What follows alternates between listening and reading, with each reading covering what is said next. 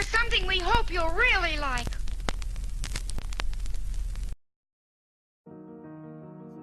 It Works by R.H. Jarrett, the famous little red book that makes your dreams come true.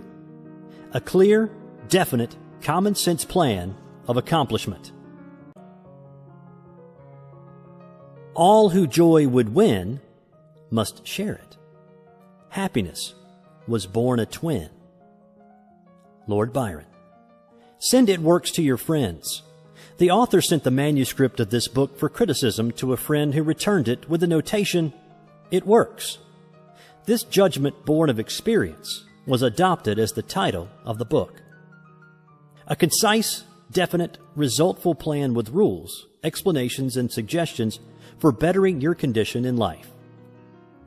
If you know what you want, you can have it. The man who wrote this book is highly successful and widely known for his generosity and helpful spirit. He gives full credit for all that he has accomplished in mastering circumstances, accumulating wealth, and winning friends to the silent working out of the simple, powerful truth which he tells of in his work. He shows you here an easy, open road to a larger, happier life. Knowing that the greatest good comes from helping others without expecting praise, the author of this work has requested that his name be omitted. What is the real secret of attaining desirable possessions? Are some people born under a lucky star, or other charm which enables them to have all that which seems so desirable? And if not, what is the cause of the difference in conditions under which men live? Many years ago, feeling that there must be a logical answer to this question, I decided to find out, if possible, what it was. I found the answer to my own satisfaction, and for years have given the information to others who have used it successfully.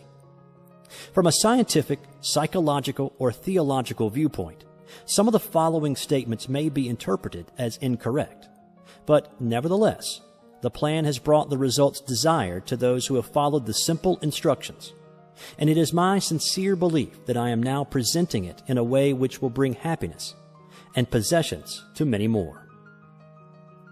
If wishes were horses, beggars would ride, is the attitude taken by the average man and woman in regard to possessions.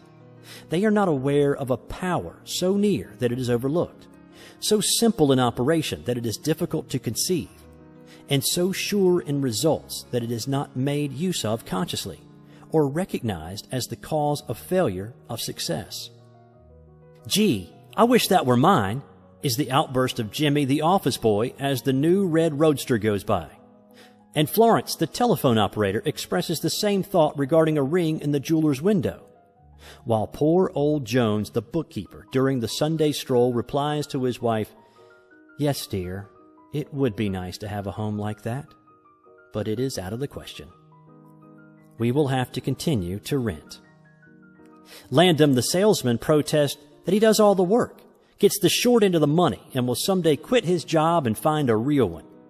And President Bondum, in his private sanctum, voices a bitter tirade against the annual attack of hay fever. At home, it is much the same. Last evening, father declared that daughter Mabel was headed straight for disaster. And today, mother's allowance problem and other trying affairs fade into insignificance as she exclaims, "This is the last straw. Robert's schoolteacher wants to see me this afternoon. His reports are terrible, I know. But I'm late for bridge now. She'll have to wait until tomorrow." So goes the endless stream of expressions like these from millions of people in all classes who give no thought to what they really want, and who are getting all they are entitled to or expect. If you're one of these millions of thoughtless talkers or wishers and would like a decided change from your present condition, you can have it.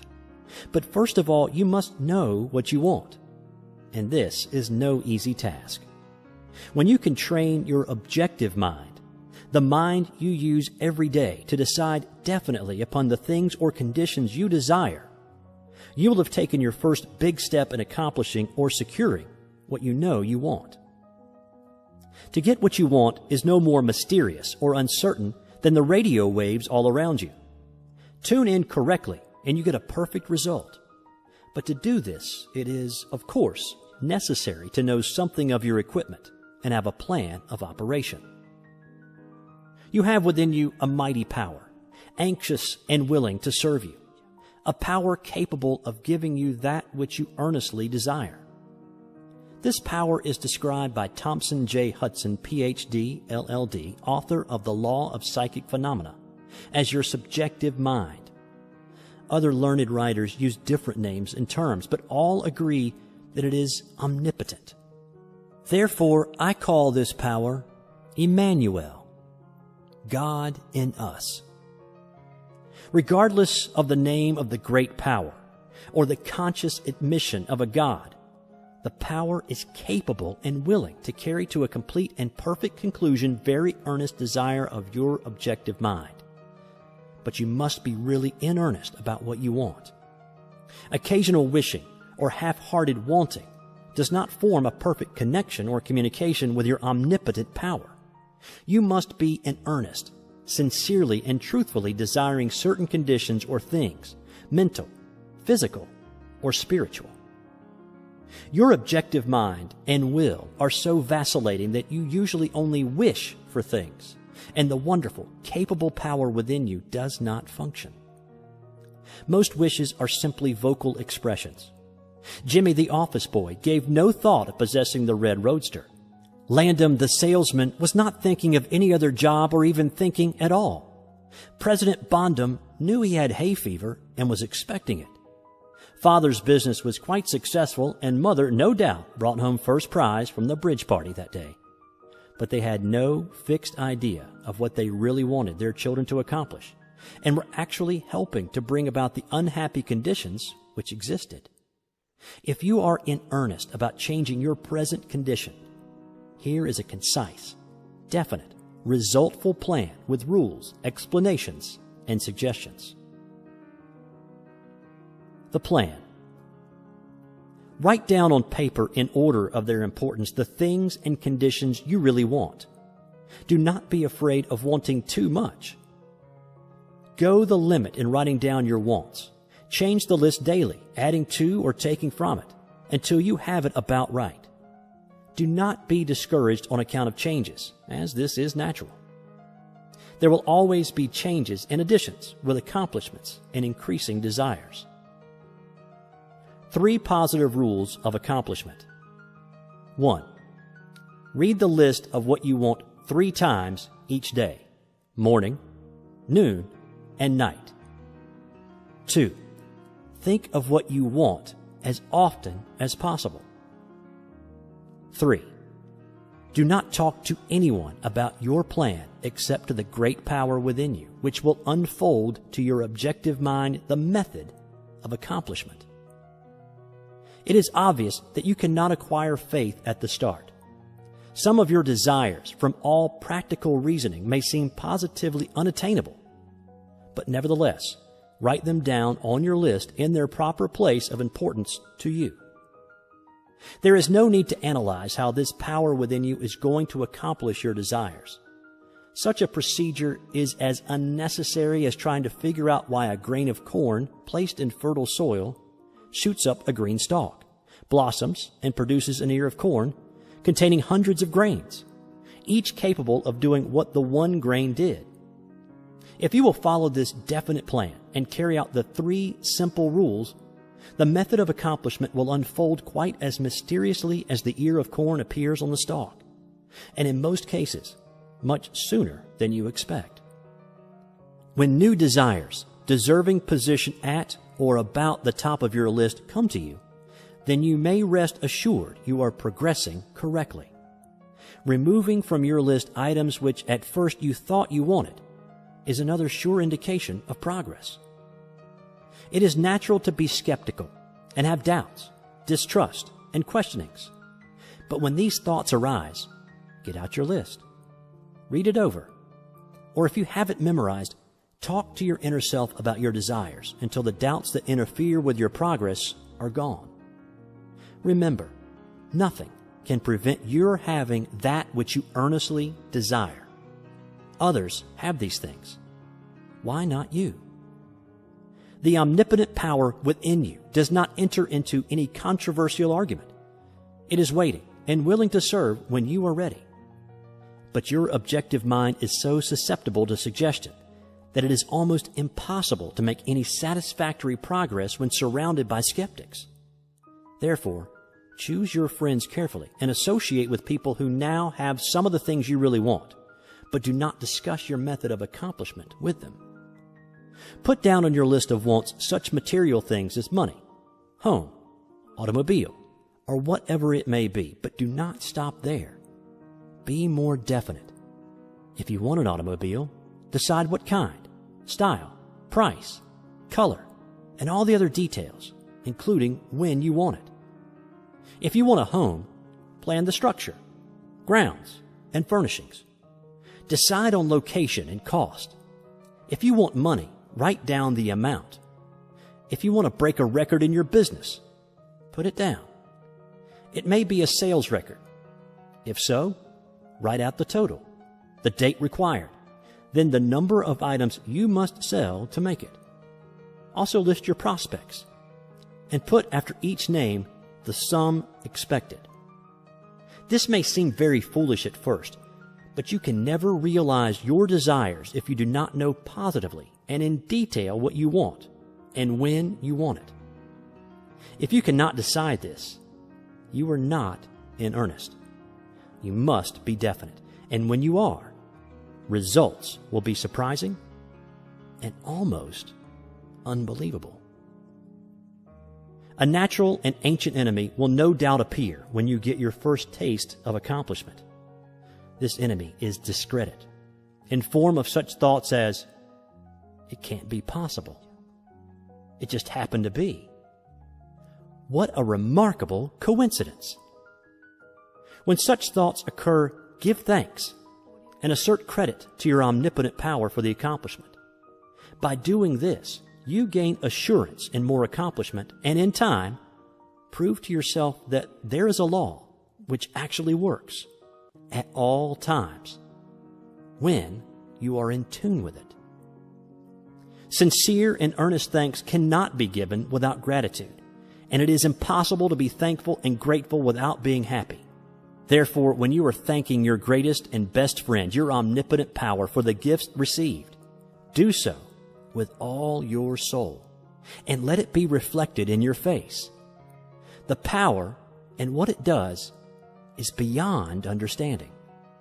Do not try to understand it, but accept the accomplishment with thankfulness, happiness, and strengthened faith. Caution.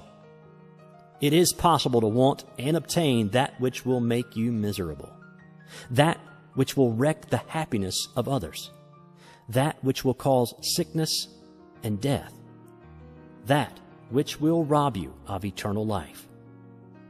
You can have what you want, but you must take all that goes with it. So in planning your wants, plan that which you are sure will give to you and your fellow man the greatest good here on earth, thus paving the way to that future hope beyond the pale of human understanding. This method of securing what you want applies to everything you are capable of desiring, and the scope being so great, it is suggested that your first list consist of only those things with which you are quite familiar, such as an amount of money or accomplishment, or the possession of material things. Such desires as these are more easily and quickly obtained than the discontinuance of fixed habits, the welfare of others, and the healing of mental or bodily ills. Accomplish the lesser things first, then take the next step. And when that is accomplished, you will seek the higher and really important objectives in life. But long before you reach this stage of your progress, many worthwhile desires will find their place on your list. One will be to help others as you have been helped. Great is the reward to those who help and give without thought of self, as it is impossible to be unselfish without gain. In conclusion, a short while ago, Dr. Emile Coué came to this country and showed thousands of people how to heal themselves, Thousands of others spoofed at the idea, refused his assistance, and are today where they were before his visit. So with the statements and plan presented to you now, you can reject or accept.